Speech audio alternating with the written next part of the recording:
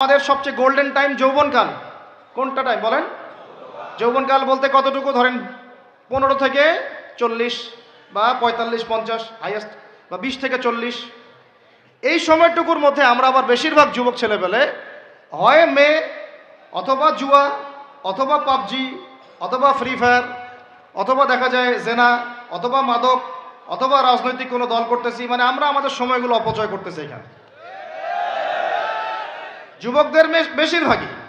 আর যারা এগুলো থেকে বাইরে ভাবছেন না আমি ভালো ছাত্র পড়াশোনা করি ইত্যাদি ইত্যাদি, মাদ্রাসার কথা বলছি না, আমি আমাদের ভাইদের কথা বলছি, তারা আবার দেখা যায় এমন একটা ট্র্যাকে পড়াশোনা করেন যে বলতেছি যে 15 বছর পড়েন, 15 বছর পরেও 15টা সূরার আপনি তাফসীর জানেন না,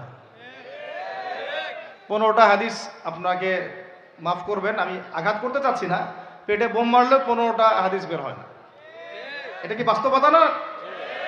কথা ঠিক না ভুল?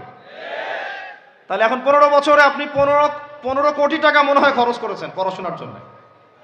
যারা বেসরকারি বিশ্ববিদ্যালয়ে পড়ে তাদের তো কথাই নাই, লক্ষ লক্ষ টাকা ঢালতেছে, থাকা খাওয়া মানে চলাফেরা, মেসের লাইফ, ফ্ল্যাট ভাড়া নেওয়া, প্রাইভেট কোচিং, কত কি না করতেছেন। কিন্তু আলটিমেটলি ওই যে বললাম সাফল্যের সংজ্ঞা কি? পুলসিরাত পার হইতে হবে। তো পুলসিরাত পার হওয়ার জন্য যে এলেম লাগবে, ওই এলেমের সাথে আপনার এলেমের কোনো সম্পর্কই নাই। আল্লাহ পাক আমাদেরকে পাঠিয়েছেনই পৃথিবীতে তার ইবাদত করার জন্য। যেমন আল্লাহ পাক কি বলেছেন সূরা জারিয়াতের 56 নম্বর আয়াতে আল্লাহ পাক বলেছেন যে ওয়ামা খালাকতুল জিন্না ওয়াল ইনসা ইল্লা লিয়াবুদুন, আমি জিন জাতি আর মানব জাতিকে শুধুমাত্র আমার ইবাদত করার জন্যই সৃষ্টি করেছি। তাই না? আমাদের দুনিয়াতে আসার অন্য কোনো কারণ আছে? না। এখন আল্লাহ পাকের ইবাদত কি সবাই সমান করতে পারবে? উত্তর হচ্ছে না।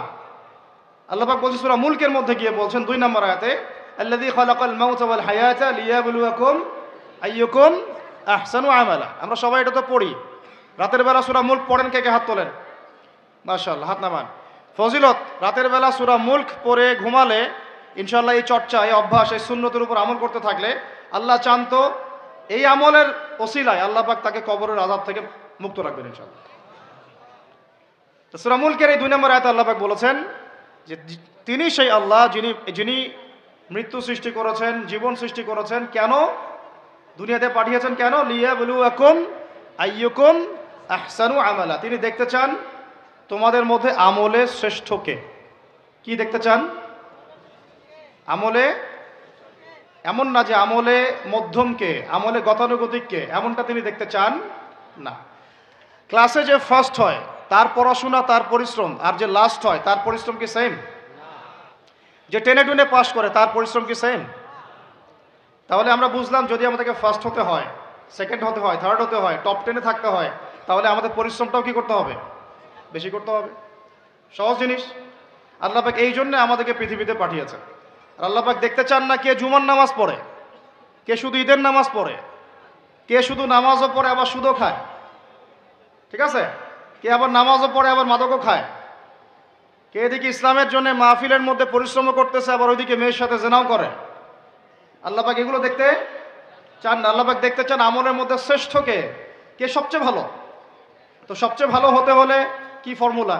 পরিশ্রম বেশি করতে হবে, তাই না? পরিশ্রম বেশি করতে হবে, অন্যদের চেয়ে বেশি অ্যাক্টিভ থাকতে হবে, বুঝতে হবে বেশি, কাজ করতে হবে বেশি, ত্যাগ করতে হবে বেশি, সবর করতে হবে বেশি, তাই না? একই বিষয় জীবনে সফল হওয়ার জন্যও, একই বিষয় দুনিয়ায় সফল হওয়ার জন্যও, একই ফিলোসফি পরকালে সফল হওয়ার জন্যও। কথা ঠিক আছে? এখন আমাদের জীবনে একটা গন্তব্য আছে। গন্তব্যটা কি? আমার সাথে বলি জান্নাত। গন্তব্য কি? জান্নাতে যে ব্যক্তি যেতে পারবে তার দুনিয়া সফল, আখেরাত সফল। যে ব্যক্তি যেতে পারবে না তার দুনিয়াও বরবাদ, আখেরাতও বরবাদ। দুনিয়াতে নাম, যশ, খ্যাতি, টাকা, সম্পদ, পদ, রাষ্ট্রীয় ক্ষমতা ইত্যাদি থাকতে পারে, যদি সে ব্যক্তি পরকালে পুলসিরাত পার হতে না পারে সে সফল নয়, সে সফল নয়। কথা ঠিক আছে? এখন মনে করেন পৃথিবীর সবচেয়ে প্রতাপশালী একজন মানুষ ছিল ফেরাউন। কি নাম ছিল? সে কি পরকালে সফল? ফেরাউনের একার যে পরিমাণ পলিটিক্যাল পাওয়ার ছিল, এখন এই জাতিসংঘেরও সেই পলিটিক্যাল পাওয়ার নাই। বুঝতে পারেন কথা কি? এখন কি সে সফল? কেন সফল না? কারণ দুনিয়ার জীবনে সে আল্লাহর হুকুম মানে নাই, এই পরীক্ষায় সে ফেল করছে। একই বিষয় এখানে অনেকের অনেক বড় বড় সম্পত্তি থাকতে পারে, ক্ষমতা থাকতে পারে, যদি ঈমান আমল এবং ইসলাম ঠিক না থাকে সে দুনিয়াতেও সফল না, পরকালেও সফল না। ফালা ইয়াগুররান্নাকা তাকাল্লুবুল লাযিনা কাফারু ফিল বিলাদ, আল্লাহ পাক বলেছেন কাফেরদের এই দৌরত্ব আধিপত্য তোমাদেরকে যেন প্রতারিত না করে হে নবী সাল্লাল্লাহু আলাইহি ওয়াসাল্লাম। এখন কারুনের কথা আপনারা জানেন, কারুনের সম্পদ বেশি না আমাদের সম্পদ বেশি? বলেন। কারুনের সম্পদ বহন করার জন্যে একটা দল, মানে একটা গ্রুপ, এই ধরেন ভলেন্টিয়ার একটা গ্রুপ আছে এখানে 100 জন ধরেন, একটা গ্রুপ অফ পিপল কারুনের সম্পদ রাখার চাবিগুলো পিঠের মধ্যে করে নিয়ে ঘুরে বেড়াইতো। তার সিন্ধুকের তালা, সিন্ধুকের যে তালা ওটা চাবি, এই চাবিটা নিয়ে, এই চাবিগুলো নিয়ে ঘুরে বেড়াইতো একটা দল মানুষ, একদল মানুষ। তাহলে ওর সম্পদ বুঝতে পারেন কত বেশি? তাহলে ওর বেশি সম্পদ না আমাদের বেশি সম্পদ? কার বেশি সম্পদ? তাহলে এখন কারুন কি পরকালে সফল? তাহলে আলটিমেটলি কি সে সফল হতে পারলো? বুঝতে পারছেন কথা? তাহলে সফলতার সংজ্ঞা কি, সাফল্যের সংজ্ঞা কি? What is the definition of success? সাকসেসের সংজ্ঞা কি, ডেফিনেশন কি? যে ব্যক্তি পরকালে সফল হবে, জান্নাতে যেতে পারবে, নবীর সুপারিশ পাবে, হাউজে কাউসারের পানি পাবে, আল্লাহ পাক যাকে মাফ করে দিবেন, জান্নাতে ঢুকবে, জাহান্নাম থেকে বাঁচবে, একমাত্র সে সফল, আর কেউ সফল না। এই জন্য আল্লাহ রাব্বুল আলামিন আমাদেরকে দুনিয়া পাঠিয়েছেন। আমাদের যেহেতু বনু ইসরাইলের মধ্যে এত লম্বা হায়াত নাই, এই কারণে আল্লাহ রাব্বুল আলামিন আমাদেরকে আমলের, ইবাদতের কিছু মৌসুম দিয়েছেন। কি দিয়েছেন? মৌসুম। যেমন লাইলাতুল কদর, এক রাতের ইবাদত আপনার 1000 মাসের চেয়ে উত্তম। আপনারা তো সূরাটা জানেন, ইন্না আনজালনাহু ফি লাইলাতুল কদরি ওয়া মা আদরাকা মা লাইলাতুল কদর, লাইলাতুল কদরি খায়রুম মিন আলফি শাহর, লাইলাতুল কদর খায়রুম উত্তম মিন আলফি শাহর, 1000 মাসের চেয়ে। এটা ক্যালকুলেটর দিয়ে 12 দিয়ে ভাগ করার দরকার নাই। আল্লাহ পাকের, আল্লাহ রাব্বুল আলামিন যখন এই ধরনের কোনো শব্দ বলেন, এর মানে হচ্ছে অফুরন্ত নেকি দেওয়া।